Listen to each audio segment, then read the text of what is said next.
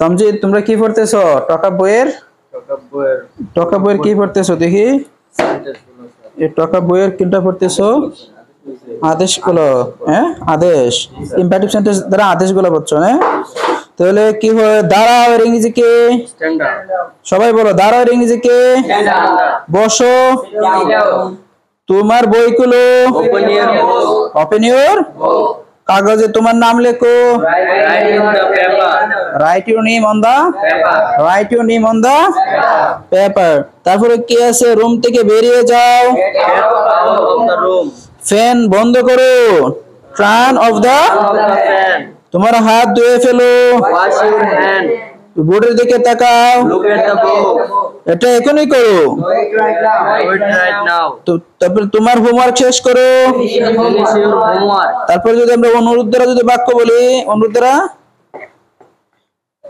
কি আছে? অনুগ্রহ করে আমাকে সাহায্য করো।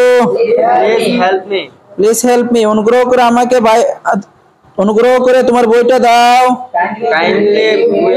Kindly give me your book. আমাকে ক্ষমা করো। Please forgive me. এখন মনে করো অনেক সময় দেখা যাচ্ছে কি তোমরা এই যাচ্ছ তোমাদের বন্ধু বান্ধবের সাথে, অনেক সময় দুষ্টুমি করছো, তোমাকে দৌড়াচ্ছে মারার জন্য, তুমি বলতেছো প্লিজ আমাকে মাফ করে দাও, আমি আর করতাম না। ঠিক আছে, তুমি কি ব্যবহার করতে পারো? Please forgive me.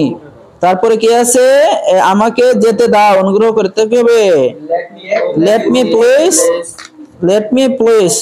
Me go please. অনুগ্রহ করে ধীরে বলো।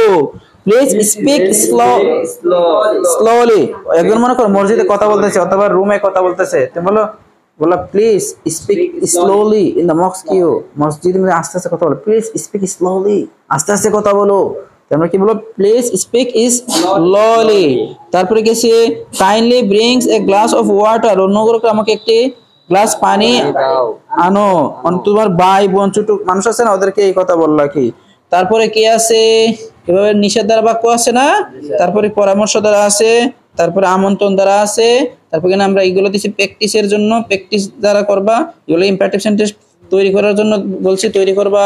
তারপরে এবার ওই যে দিয়ে দিয়েছিলাম দয়া করে দরজাটা বন্ধ করো, এদিকে যে বাংলাগুলো দিয়েছিলাম এগুলো আমরা অর্থ দিয়েছি না, দরজাটা বন্ধ করো, ক্লাসে চুপ থাকো, রাস্তা দৌড়াবে না, সকালে ওঠো। আবার এগুলার প্র্যাকটিসের জন্য অর্থ দিয়েছি না, যেমন রাস্তায় দৌড়াবে না, don't run on the road, ক্লাসে চুপ থাকো, keep quiet in the class, দরজাটা বন্ধ করো, প্লিজ ক্লোজ দ্য ডোর।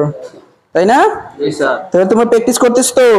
আমরা মূলত ইম্পারেটিভ সেন্টেন্স, আবার আমরা তারপরে আছে অবজেক্টিভ সেন্টেন্স, প্রার্থনা দ্বারা, অবজেক্টিভ হয় আশা দ্বারা, দুঃখ দ্বারা, অভিশাপ দ্বারা, শুভকামনা দ্বারা। আর ইম্পারেটিভ সেন্টেন্সটা কোন কোন ক্ষেত্রে ব্যবহার করা হয়? আদেশ, ঠিক আছে, আদেশ, উপদেশ, অনুরোধ, নিষেধ, পরামর্শ দিয়ে। তার মধ্যে আমরা প্রথম আদেশ দ্বারা বাক্য দিয়েছি, তারপরে অনুরোধ দ্বারা বাক্য দিয়েছি, তারপরে নিষেধ দ্বারা, তারপরে পরামর্শ দ্বারা, তারপরে আমন্ত্রণ দ্বারা, তারপরে প্র্যাকটিসের জন্য দিছি। আবার এগুলো ইম্পারেটিভ সেন্টেন্স তৈরি করার জন্য দিছি।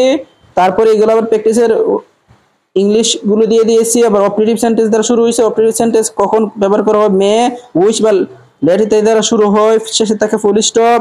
অপারেটিভ সেন্টেন্স প্রার্থনা দ্বারা দিয়েছি, আশা কামনা দ্বারা দিয়েছি, দুঃখ প্রকাশ ক্ষেত্রে, অভিশাপের ক্ষেত্রে, শুভ কামনার ক্ষেত্রে, ইচ্ছা প্রকাশের ক্ষেত্রে, দুঃখ বা অভিশাপ প্রকাশের ক্ষেত্রে।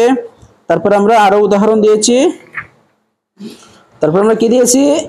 প্র্যাকটিসের জন্য আল্লাহ যেন তোমাকে মাফ করেন, আমরা বলি না তোমার ভবিষ্যৎ উজ্জ্বল হোক, এগুলোকে দিয়েছি আমরা কিসে করার জন্য? ইম্পারেটিভ সেন্টেন্স তৈরি, অপারেটিভ সেন্টেন্স তৈরি করার জন্য। আবার এগুলো অর্থ দিয়ে দিছি, মে আল্লাহ ফরগিভ, আল্লাহ যেন তোমাকে মাফ করে। তো তোমরা প্রতিদিন এগুলা বই পড়তেছো তো? হ্যাঁ, আচ্ছা, সবার জন্য শুভকামনা রইল।